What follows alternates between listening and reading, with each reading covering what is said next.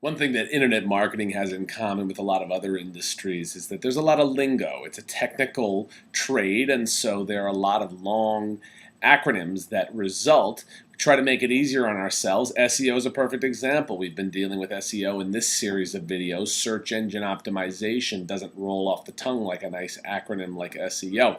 And there is another one that you should be aware of, which is SEM. SEM stands for search engine marketing, and it tends to be sort of a duality with SEO because SEO deals with the left side of search results, the organic links. A lot of times the right side, the sponsored links, would be SEM domain. There are some variations, but really there's this sort of yin and yang approach. One you don't pay for with bids, the other you do, and so on. Different kinds of campaigning tactics, but really the crux of the matter is search engine marketing almost implies that SEO is not in and of itself marketing. And therein lies a very critical debate because you've got to be in the mindset that SEO is a marketing strategy as essential as anything else you might be doing online. All right, so consider this example. You're in the market for a digital camera, and maybe you know that you like Canon. You're very brand loyal. The last one you had was a Canon PowerShot, and Google is suggesting certain popular search terms, but the one that you're looking for doesn't seem to be on this list, so you're just going to search for Canon PowerShot. And you get treated to a nice list of results. Now, at the very top, there's a sponsored link in the one box. That's circuitcity.com. That doesn't tell you much about the models they're offering. You probably have to look around for quite a while there. The very first organic result is Canon.com.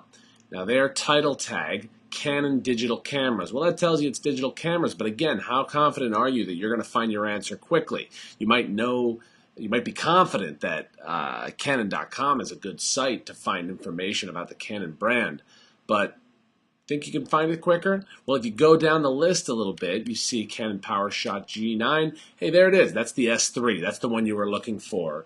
And you decide to click on Steve's Digicams. So what exactly happened there? Well, Steve's Digicams, their webmaster worked with an SEO to get as much relevant information in the title tag as possible. As a result, they get the click that maybe Canon and Circuit City did not. Now, what if you knew it was the S3? And let's start over and try this scenario. Canon PowerShot S3. So what do these results look at? This time, instead of looking at the title, let's also look at the description. That's the 2 lines of text that lies beneath the title in the search results. So you've got some shopping results, no description there. Second one, Canon.com. Well, the description says a sleek PowerShot S3 offers high resolution, and then there's Canon USA Inc., all rights reserved, duplication in whole or in part. They didn't optimize for the meta description, which is a finite number of words or characters where you can try to get the most important information in there so that when somebody's looking in the search results, they're going to click through. I'm looking for information on this camera, and reading this, I've decided probably that there's a better page to look at. So what's the next one? dpreview.com. Well, this looks like a press release. Next, here we've got a same domain. We've got a review. Now, that might be interesting, but who knows? Maybe there's something even more interesting. Amazon.com. Well, this is a place to buy it. And I go all the way down to number 7 here, CNET. This is talking about comprehensive coverage, unbiased reviews, exclusive video footage, camera buying guides. Yes, that's exactly what I wanted. That meta description convinced me to click through. Okay, now let's make it even more complicated. In the last example, we knew that we wanted Canon. We knew that it was the PowerShot. We knew the model and everything. So I'm a very qualified buyer. But what about SEO as a marketing tool to pull in the people that are further behind in the buying cycle, that have to learn a little more about what they want? Maybe I don't know about Canon PowerShot, but I know that I want a digital camera for beginners because I'm a beginner. How's that going to turn out in the search results?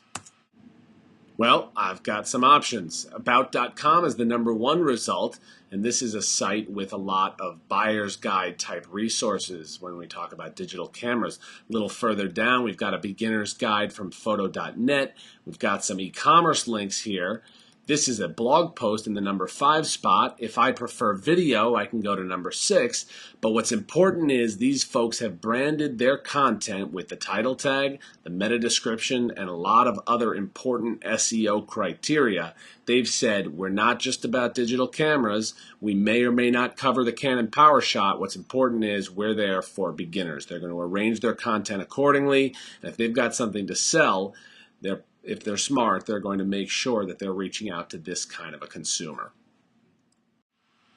Now, just to make it even more convoluted for you, a research firm named iCrossing came out with a report in 2007 called the Search Synergy Report, Natural and Paid Search Symbiosis. So just in case you still were holding out hope that sponsored links, aka search engine marketing, was the only kind of marketing out there, iCrossing has established that when used in tandem, SEM and SEO actually have a bigger overall marketing impact than when used individually. In other words, there's a synergy there that by using them together, you're actually getting more out of your individual campaigns, and the net effect is positive across the board. This is a groundbreaking study and should be taken into consideration by any ambitious search marketer. Left side or right side, sponsored or organic, there is no difference. We're talking SEO as a major marketing tactic, not as the opposite of marketing. And that's it, folks. That wraps up part 10 of the 10-part series, SEO Myths. Hopefully, we've succeeded in dispelling some of those myths. Certainly, there are others we did not get around to addressing, and maybe some of those will be dealt with in future videos. Meanwhile, thanks for watching. Feel free to subscribe to the channel for forthcoming videos. Look at the ClickSharp blog or go to our website, www.clicksharpmarketing.com. Thanks again.